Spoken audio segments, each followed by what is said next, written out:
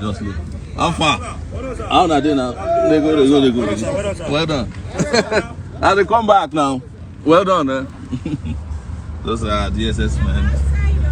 How far now? I'm at the headquarters of the DSS. My former customers. So I came to see Nnamdi Kanu.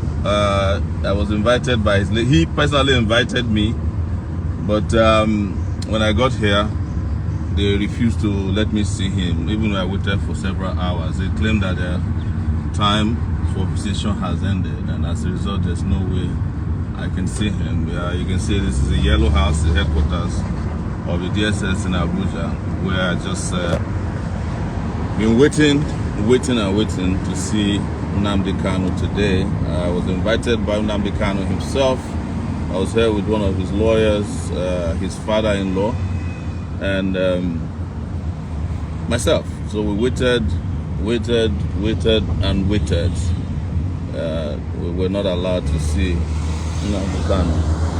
And I just, as you can see, I just met a number of DSS guys, all of them very excited to see me. But I think at the highest levels, they did not want me to see Nnamdi Kanu. I wanted to see him to check up on his health, mental and physical health, and to continue to assure him that we are with him.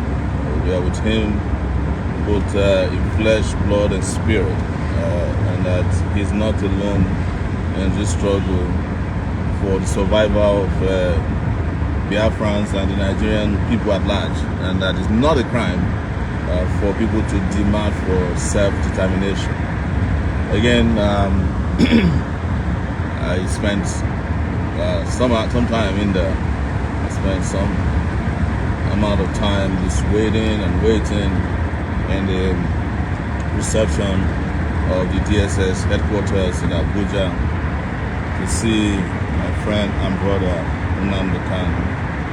I was invited by him. I came with one of his lawyers and his father-in-law, but I wasn't allowed to see him. So the moment I arrived at the national headquarters, I started seeing a lot of movements, plenty of movements, and I knew that they'll probably deny me the opportunity to see him.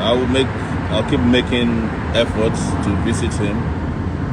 He hasn't committed any crime, to the best of my knowledge, that warrants is being denied the right of visitation by anyone.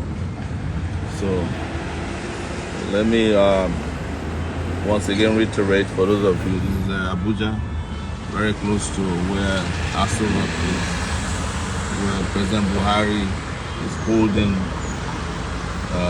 Nnamdi Kanu extra-legally at the DSS headquarters. And I'm just coming from the DSS headquarters where I wanted to see Nnamdi Kanu, the leader of IPOB. I was not allowed to visit him, and I'm very disappointed in the government and the DSS for ensuring that I don't see him. So I'm going to keep making efforts to see him, and I will ensure that he's safe and sound wherever he may be. I wanted to check on his health and making sure that he's getting internationally certified standards of care. It's very difficult to say that anybody will get any level of care in the Nigerian detention center, especially when the government is involved. But it's very criminal to detain people who have not committed an offense or whose only offense is demanding for their fundamental rights. So, guys, I'm going back home empty-handed, disappointed, going back to my Abuja space. I will keep trying to ensure that I see him, and I will keep campaigning for Nnamdi Kanu to be freed unconditionally,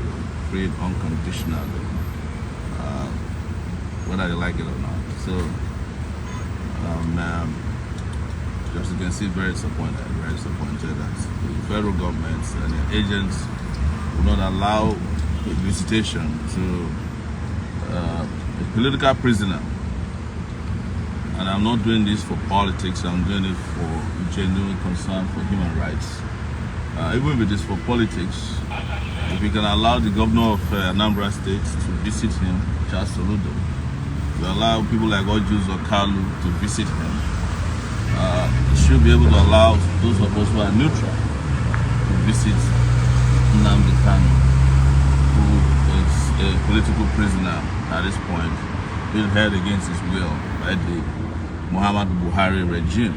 So, thank you so much for watching. We will keep you updated. I will keep you updated as soon as we hear back from them. We'll ask the lawyer to reapply again for my visitation, and whether they like it or not, it must allow us to see him, and it must ultimately free Nnamdi Kanu. Thank you.